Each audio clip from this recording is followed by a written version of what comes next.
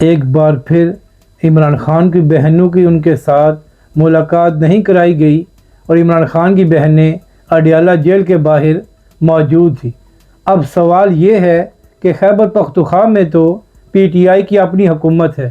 تو وہاں پر جلسے کر کے پی ٹی آئی یا عمران خان صاحب کو کیا فائدہ ہوگا؟ جب علی بن گنڈا پور کو تبدیل کیا گیا تھا تو اس وقت یہ کہا جا رہا تھا کہ سہیل آفریدی صاحب آ کر ایک بڑی تحریک چلائیں گے اور عوام کو باہر نکالیں گے، لیکن کیا جب سے سہیل آفریدی صاحب وزیر اعلیٰ بنے ہیں تو اس کے بعد کوئی بڑی تحریک شروع ہوئی ہے؟ جب تک علی بن گنڈا پور صاحب وزیر اعلیٰ تھے تو اس وقت کم از کم ملاقاتیں ہو رہی تھی، لیکن جب سے سہیل آفریدی صاحب وزیر اعلیٰ بنے ہیں تو اس کے بعد کوئی ملاقات بھی نہیں ہوئی۔ تو سوال یہ ہے کہ پھر سہیل آفریدی اور علی بن گنڈا پور میں کیا فرق رہ گیا ہے؟ اور دوسری بات یہ ہے کہ اگر آپ اڈیالہ جیل کے باہر عام عوام کو اکٹھا نہیں کرنا چاہتے تو کم از کم جو پی ٹی آئی کے ایم این ایز ہیں، ایم پی ایز ہیں، وہ لوگ عمران خان کی بہنوں کے ساتھ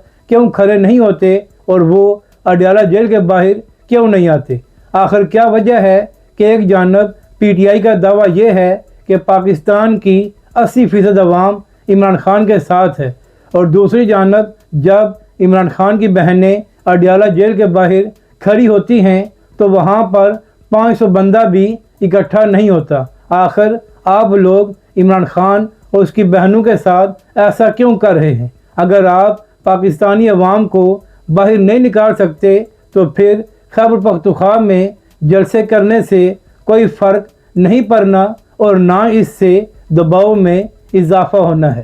جبکہ دوسری جانب حکومت کو بھی خیال کرنا چاہیے اور عمران خان کی بہنوں کی ان کے ساتھ ملاقات ہونی چاہیے، اور یہ عمران خان صاحب کا قانونی حق ہے۔